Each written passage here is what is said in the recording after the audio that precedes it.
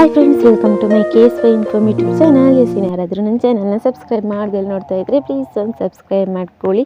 ನಾನಿವತ್ತು Appu sir favourite ಆಗಿರುವಂಥ mutton ದಮ್ ಬಿರಿಯಾನಿನ ಯಾವ ರೀತಿ ಮಾಡೋದು ಅಂತ ಹೇಳ್ಕೊಡ್ತೀನಿ. ನೀವು ಮನೆಯಲ್ಲಿ ಮಾಡಿಕೊಂಡು ತಿನ್ಕೋಬೋದು, ಟೇಸ್ಟಿಯಾಗಿರುತ್ತೆ. ಇದಕ್ಕೆ ಮೊದಲಿಗೆ ಒಂದು ಕುಕ್ಕರ್ಗೆ 2 ಟೇಬಲ್ ಸ್ಪೂನ್ ಆಗುವಷ್ಟು ಎಣ್ಣೆನ ಹಾಕ್ಕೊಂಡು ಅರ್ಧ kg ಮಟನ್, ಹಾಗೆ ರುಚಿಗೆ ಬೇಕಾದಷ್ಟು ಉಪ್ಪು, ಒಂದು ಅರ್ಧ ಟೀ ಸ್ಪೂನ್ ಆಗುವಷ್ಟು ಅರಿಶಿನ, ಹಾಗೆ ನೀರು ಹಾಕ್ಬಿಟ್ಟು ಒಂದು 4ರಿಂದ 5 ವಿಷಲ್ ಕೂಗಿಸ್ಕೋಬೇಕು. ಇವಾಗ ಬಿರಿಯಾನಿಗೆ ಮಸಾಲೆಗೆ ಒಂದು ಮಿಕ್ಸಿ ಜಾರಿಗೆ ಒಂದು ಈರುಳ್ಳಿ, ಹಾಗೆ ಒಂದು 10 ಬೆಳ್ಳುಳ್ಳಿ, ಹಾಗೆ ಒಂದು 6 ತುಂಡು ಶುಂಠಿ, ಒಂದು 10 ಕಾಯಿ ಮೆಣಸು, ಹಾಗೆಯೇ ಸ್ವಲ್ಪ ಕೊತ್ತಂಬರಿ ಸೊಪ್ಪು, ಸ್ವಲ್ಪ ಪುದೀನ ಸೊಪ್ಪು, ಸ್ವಲ್ಪ ಮೆಂತ್ಯ ಸೊಪ್ಪನ್ನ ಹಾಕ್ಬಿಟ್ಟು ನೀರು ಹಾಕಿ ಚೆನ್ನಾಗಿ ರುಬ್ಬಿಟ್ಕೊಬೇಕು. ಇದೇನೇ ಮಸಾಲೆ ಬಿರಿಯಾನಿಗೆ.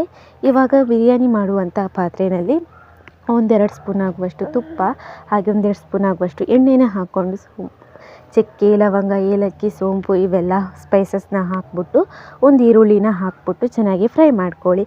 ಅದಾದಮೇಲೆ ಇವಾಗ ಬೇಯಿಸಿರುವಂತಹ ಮಟನ್, ನೀರು ಹಾಕೋದು ಬೇಕಾಗಿಲ್ಲ, ಬರೀ ಮಟನ್ನ ಹಾಕ್ಬಿಟ್ಟು ಅದಕ್ಕೆ ಸ್ವಲ್ಪ ಅರಿಶಿನ ಹಾಗೆ ಶುಂಠಿ ಬೆಳ್ಳುಳ್ಳಿ ಪೇಸ್ಟ್ನ ಹಾಕಿ ಚೆನ್ನಾಗೇ ಫ್ರೈ ಮಾಡ್ಕೊಳ್ಳಿ.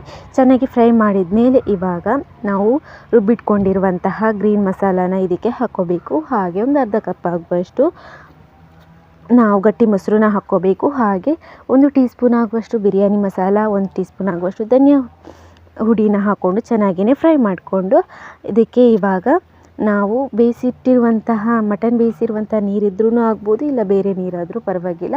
2 ಲೋಟ ನೀರನ್ನ ಹಾಕ್ಬಿಟ್ಟು 1 ಲೋಟ ಅಕ್ಕಿನ ತೊಳೆದು ಹಾಕ್ಕೊಳ್ಳಿ.